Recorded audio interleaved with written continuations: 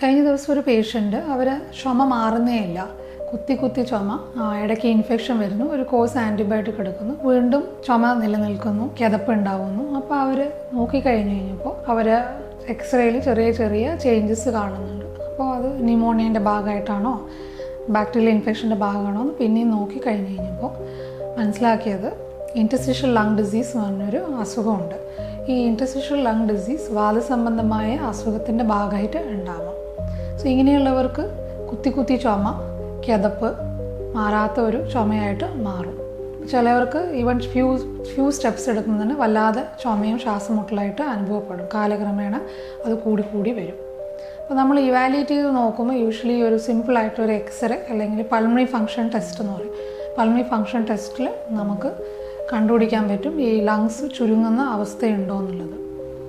And ഇത് confirm ചെയ്യാൻ പറ്റുന്നത് നമുക്ക് ലങ്സിൻ്റെ CT സ്കാൻ ചെയ്ത് കഴിഞ്ഞാൽ ഈ ഒരു രോഗസ്ഥിതി കണ്ടുപിടിക്കാൻ പറ്റും.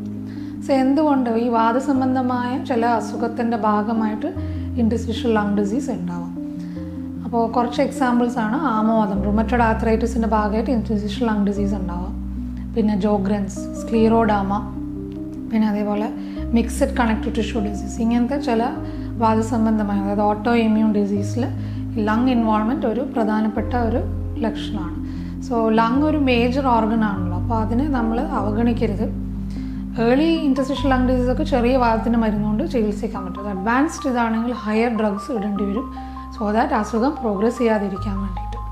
സോ അത് എന്ത് ടൈപ്പ് ഇൻറ്റർസ്റ്റിഷ്യൽ, അതിലും കുറേ ടൈപ്സ് ഉണ്ട്. ചില ടൈപ്സിന് പിന്നെയും ചികിത്സിച്ച് നമുക്ക് കുറയ്ക്കാൻ പറ്റും. സോ ചിലതിന് എത്ര അഡ്വാൻസ് ട്രീറ്റ്മെൻറ്റ് ഉണ്ടെങ്കിൽ ചികിത്സ കുറച്ച് ലിമിറ്റഡ് ആണ്. സോ നമ്മൾ എത്രയും വേഗം കണ്ടുപിടിക്കുന്നത് ഭയങ്കര ഇമ്പോർട്ടൻ്റ് ആണ്. അപ്പോൾ അതിൻ്റേതായ മരുന്നുകൾ എടുക്കുമ്പോൾ നമ്മൾ ലങ് സ്റ്റേബിളാവും. അത് കൂടുതൽ വേഴ്സ് ആവാതിരിക്കാനും കുറച്ചും കൂടി ബെറ്റർ ആവാനും മരുന്ന് ഹെൽപ്പ് ചെയ്യും. സോ അതുകൊണ്ട് ഈ ഒരു അസുഖം കണ്ടുപിടിക്കുക, അത് നിർണ്ണയിക്കുക എന്നുള്ളത് ഭയങ്കര ഇമ്പോർട്ടൻ്റ് ആണ്.